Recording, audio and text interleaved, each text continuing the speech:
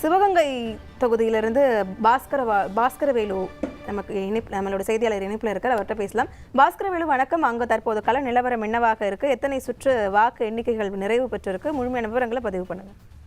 வணக்கம். சிவகங்கை மாவட்டத்துல 4 தொகுதிகள் இருக்குது.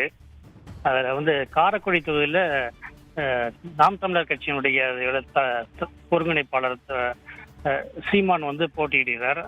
அது நட்சத்திர தொகுதியா பார்க்கப்படுக வருது.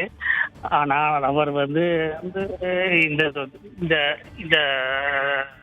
எலெக்ஷன்ல அவர் 4ஆம் இடத்துக்கு தான் சொல்றாரு. முதலாவதாக தமிழர் வெற்றி கழகத்தின் சார்பில் டாக்டர் பிரபு போட்டியிட்டாரு. அவர் இதுவரை 17 சுற்றுகள் நடைபெற்ற வாக்கு எண்ணும் பணியில 63,696 வாக்குகள் பெற்று தன்னை விட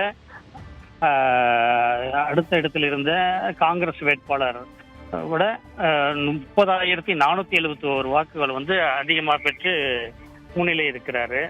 அதே போல திருப்பத்தூர் தொகுதியில பாத்தீங்கன்னா அமைச்சர் பெரியப்பன் போட்டிக்கிட்டாரு.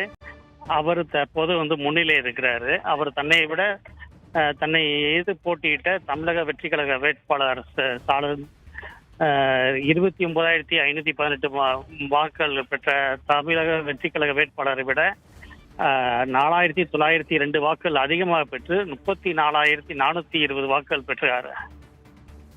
அதுபோக மற்ற மானாமதுரை சிவகங்கை தொகுதி 2 தொகுதியிலுமே தமிழக வெற்றி கழகம் சார்பில் வேட்பாளர்கள் தான் முன்னிலை இருக்கிறாங்க. சிவகங்கையில பொறுத்த மட்டும் நடிகர் கருணாஸ் போட்டியிடுறாரு. ஆனா அவர் 3ஆம் இடத்து தான் செல்றாரு. 2ஆம் இடத்துல அதிமுக வேட்பாளர் செந்தில்நாதன் 31,695 வாக்குகள் பெற்றாரு. அவரை விட 8,547 வாக்குகள் பெற்று தமிழக வெற்றி கழக வேட்பாளர் முன்னிலை வைக்கிறாரு.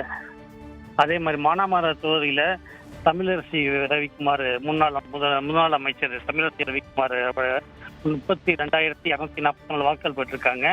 அவ்வளவு 3,848 வாக்குகள் அதிகமா பெற்று தமிழக வெற்றி கழக வேட்பாளர் இளங்கோவன் முன்னிலை வைக்கிறாரு. தற்போது இது கள நிலவரமாக இருக்குது. விவரங்களுக்கு நன்றி பாஸ்கரவேலு.